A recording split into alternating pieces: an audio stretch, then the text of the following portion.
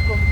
ബഹുമാനപ്പെട്ട ഉസ്താദുമാർ, ഈ സാഹിത്യോത്സവത്തിൻ്റെ വേദിയിൽ ഒരുമിച്ച് കൂടിയ എൻ്റെ SSFൻ്റെ പ്രിയ കൂട്ടുകാർ, ലഹരിയെ തുരത്താം എന്ന വിഷയത്തെ ആസ്പദമാക്കി അല്പം ചില കാര്യങ്ങൾ ഞാനും നിങ്ങൾക്ക് മുമ്പിൽ പങ്കുവെക്കാം. നാഥൻ തുണക്കട്ടെ. ആമീൻ. ഒരു നാടിൻ്റെ ഭാവി കുട്ടികളിൽ നിന്നാണ്. എന്നാൽ ആ രാജ്യം നശിക്കുന്നതും കുട്ടികളിൽ നിന്ന് കണ്ടുവരുന്ന ലഹരി വസ്തുക്കളാണ്. മാതാപിതാക്കൾക്ക് ഒരു പരിധിവരെയെങ്കിലും നിയന്ത്രിക്കുക എന്നത് വളരെ കുറവാണ്. അടിമപ്പെട്ടതിൽ നിന്ന് മോചനം അവർ ആഗ്രഹിക്കുന്നില്ല. കുടുംബവഴക്ക്, കൂട്ടുകെട്ട്, മറ്റുള്ളവരോടുള്ള വാശി ഒരുപക്ഷെ അവരെ ലഹരിയിലേക്ക് പ്രേരിപ്പിക്കുന്നത്. ജീവിതത്തിൽ എന്ത് പ്രശ്നങ്ങൾ വന്നാലും അവർ അഭയം തേടുന്നത് ലഹരിയെയാണ്. എന്നാൽ ജീവിത പ്രശ്നങ്ങളോട് പൊരുതി യഥാർത്ഥ വിജയം കണ്ടെത്തുന്നതാണ് യഥാർത്ഥ ലഹരി എന്ന് അവർ മനസ്സിലാക്കുന്നില്ല. നമുക്കും ജീവിതത്തിൽ പല പ്രശ്നങ്ങളും നേരിടേണ്ടി വരും.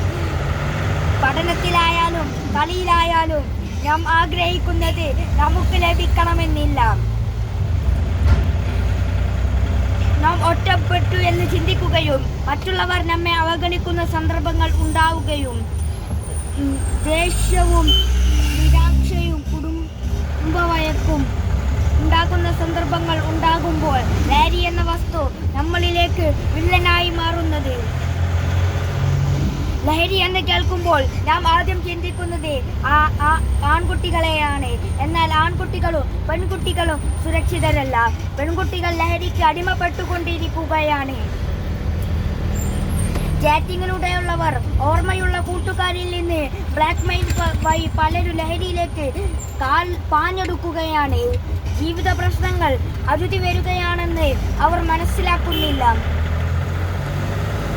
ലഹരി മനസ്സിനെ മാനസികമായും ശാരീരികമായും ഇല്ലാതാക്കുന്നു. നിമിഷനേര സുഖത്തിനു വേണ്ടിയും ജീവിതം മുഴുവനുള്ള അനുഗ്രഹങ്ങൾ തകർത്തു കളയുന്നതെന്തിനു മനുഷ്യൻ തയ്യാറാകുന്നു.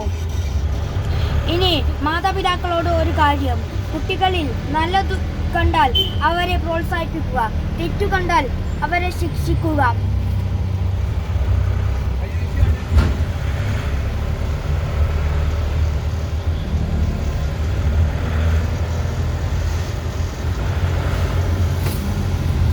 ജയിക്കണം, എന്നാൽ ലഹരിയിലേക്ക് പോകും വിധം ആകരുത്.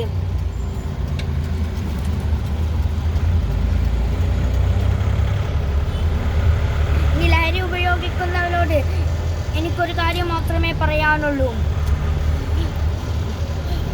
ലഹരി നിങ്ങളുടെ ആയുസ്സിനെ നിയന്ത്രിക്കുകയാണ് ചെയ്യുന്നത്.